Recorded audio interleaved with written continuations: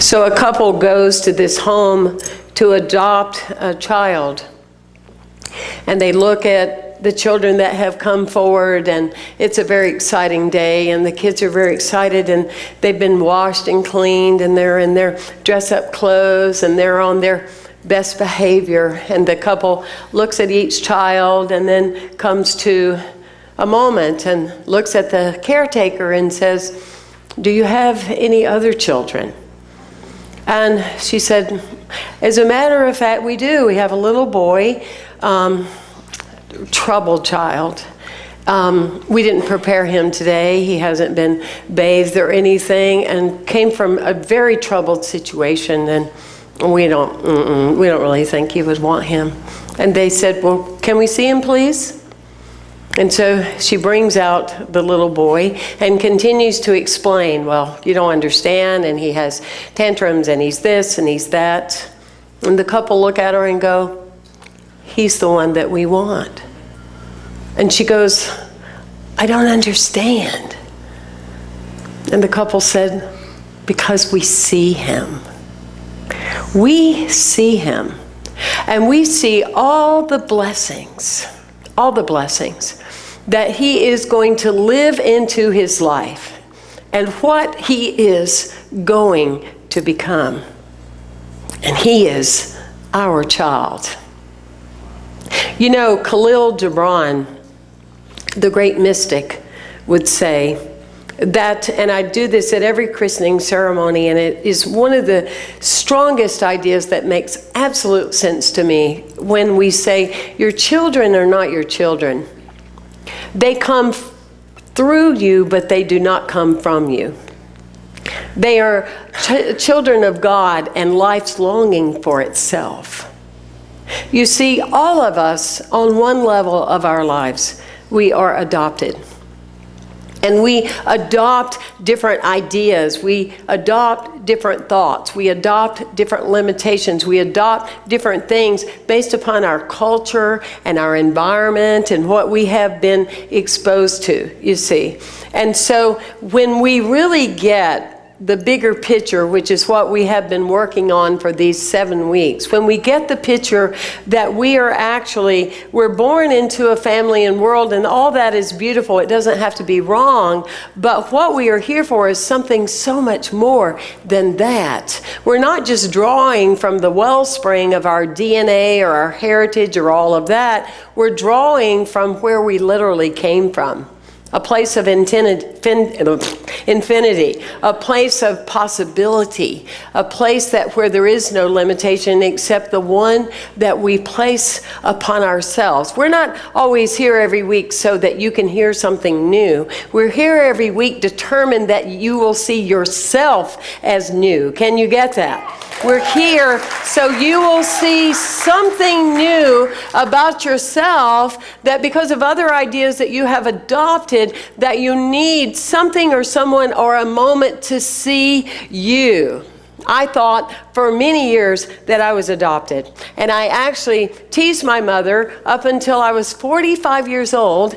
With our birthdays being the same month, I said, "It's okay that you tell me that I'm adopted." Because we just felt so different, you know. I was absolutely, totally, absolutely metaphysical, and they were so absolutely, absolutely not. You know, I knew the word acupuncture when I was 5 and how to spell it. They not, you see. So I went, "It's okay if you tell me I'm adopted." And Mom would say, "Oh, stop it. You're not adopted." But I felt different in my life and in my skin and in my heart. How many of you, I feel that way. Usually that's where you all come from.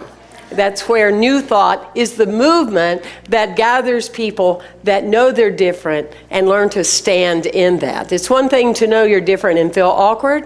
It's another thing to know you're different and be so happy about it that you just get excited about each moment of your life. Each moment of your life. But you go from feeling awkward of being different, being awkward of I don't know that I fit in, to a determination of I don't ever want to fit in. That's not cool. That's boring. I don't want to do rules. I want to do tools. But the other thing that you work on is you work healing your emotional body, because even though you may feel different and know you're different, you still have this emotional body that's wanting to bring up often these old patterns. For me, when I was in my late 20s, my friend, who then became my boyfriend, taught me how to write down every day 50 things that I loved about myself. 50. That's a lot of writing. You understand that? And I remember early on, now I could go for larger numbers, but I remembered then, now don't take that there. I see where you're going with this, So may I say, not just about myself, but what I love about my life. Okay, let's be clear. But anyway, at first it was tough. It was tough because what I saw about me that others weren't able to see about me, there was a lot of rejection that had happened there, you see. And at first I could only think of a few things.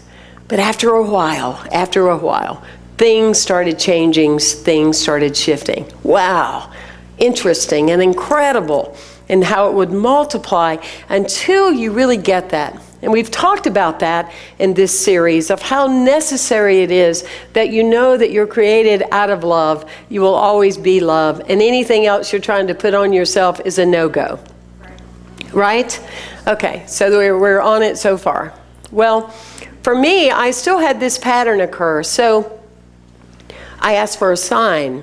And what would happen is when I was feeling blessings, when I was feeling like, okay, I feel blessed, I feel grateful, then some of this old behavior would want to kick in. And so the sign would be a feather would fall from the sky. And here would fall this feather. And it was so interesting. And there would be another feather. So then I started collecting them and like putting them on my sun visor. I mean, this is big stuff, you know what I mean? So I'm putting them on my sun visor and everything. And so one day one of my friends gets in the car and he goes, "What's the thing with all these feathers?" And I said, they help me shift some of my old pattern behavior, and they always show up right when I need them, and I need to have an awakening and stuff like that. And he said, okay. Looks at me real weird. So we go to Savannah, and we're in his convertible, and we're driving downtown, and all of a sudden this big old feather, couldn't fit any better, it just fell right in our convertible, you know, and he went, wow. And he said, they do follow you. And I said, well, I said they do. You know, I'm a minister. I don't make stuff up. And so, well, then the feather went flying away. He said, oh, no, it left us. Isn't it fascinating how one minute we would believe something and the next minute we're like attached to it, you know?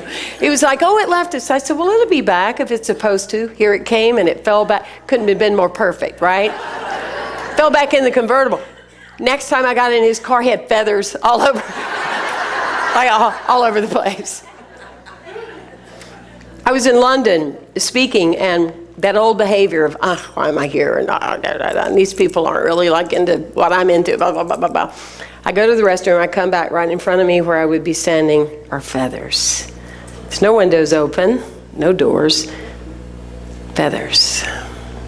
Wow. That grace. That gratitude, you see, gratitude focuses on what you see.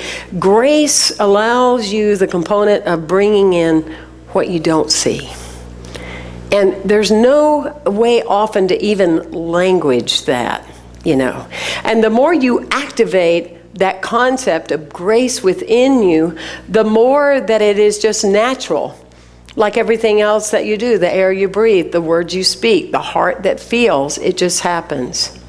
A few years ago, one of the greatest loves of my life died, my little Yorkie dog named Digby. And it was a very, very difficult time for me, being so attached to this child that I had. And so I said, you know the sign. And he had been gone about a month. And I said, you know the sign, I just want to know you're okay. Wherever you are, I just want to know you're having a good time because, you know, we miss you here. And so I had some friends and we were going to the beach, and we walked the beach. So how many feathers we saw that day. How many feathers we saw that day. I've never seen that many feathers on the beach since, all at one time. It's everywhere present for all of us. It's an energy. It's what life is and what life does. And what is happening are all these things are following you around all the time. And so we need and we learn to rethink how we see things, rethink what we notice, rethink what happens when the phone rings, when someone recognizes us, when someone says hello. We need to be immersed in that space of the now so we can feel the gifts. Does that resonate with you? Yes. So we have a movie for you to watch.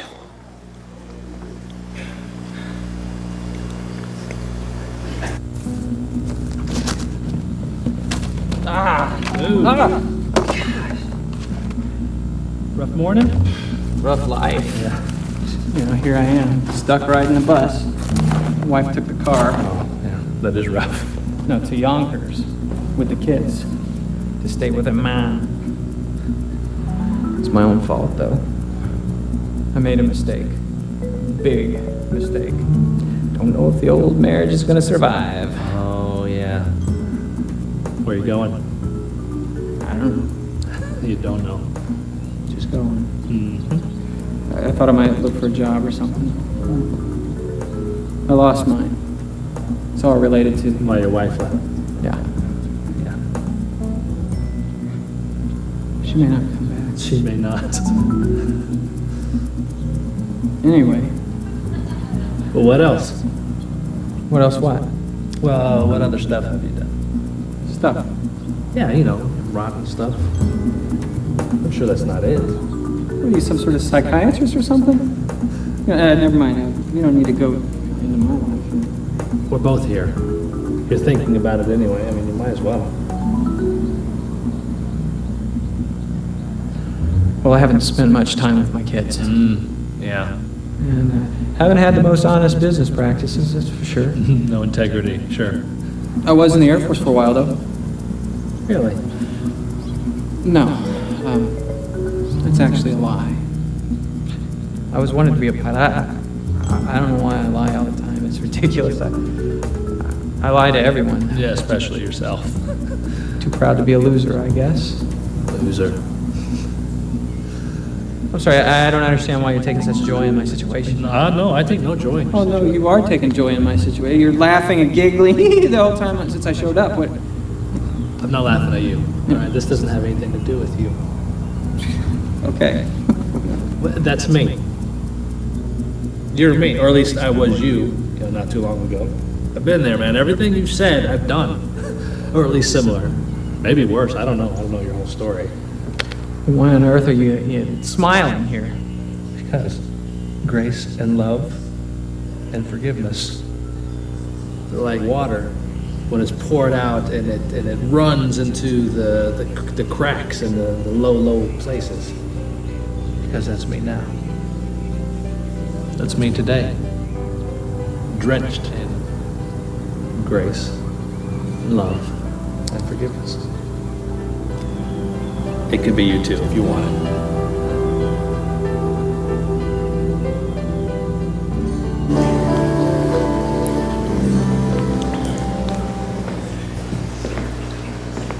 Pretty cool, huh? Yeah, pretty cool. The Art of Abundance book talks to us very specifically about things for us to be aware of in our daily lives. One is, do we look for what is wrong with us instead of what's beautiful and wonderful and dynamic about us? And it's a practice, isn't it? And you can catch yourself going in another direction before you know it. That's why we call it awareness, right? I taught a class, a great lesson I had on this is that I taught a class a few years ago called The Only Diet There Is by Sandra Ray. Yeah, and the subtitle was Lose the Weight, and weight was spelled W-A-I-T, lose the weight. And the only diet there is love. And there were people that tended to come to these classes that had all different kind of feeling held back or feeling heavy in their bodies. That would be one or whatever. But we're all sitting around there, and there was this woman that she looked like she had just walked off a magazine, and she had on an Armani suit. Everything was to perfection. Her hair moved like Cher. You know, I mean, she was just, I mean, she would stop traffic, I would imagine. But anyway, I'm going to stay on track. Anyhow, but she was telling the group how it was hard for her because she didn't like the size of her nose. And everybody's looking at her like, really? That's your thing? It's like your nose looks beautiful. Who would notice your nose? You know, I mean, but it just showed you, and it showed the group how everybody has their something, right? Everybody has their something that you want to be aware of, because you can truly do life without it. I want you to turn to somebody and say, you can truly do life without criticizing yourself. If you don't want to turn to somebody, we're not going to criticize you, but just say it to yourself. You can do life without criticizing yourself. You can do life without it. How do I know that? You may wonder how I know that. Because I've proven to myself that you can live life without it. If you can't find something wonderful to say about yourself, save it. Don't go there, okay? But it's a trained mind. It's practice. It's an energy. A trained mind creates an open heart.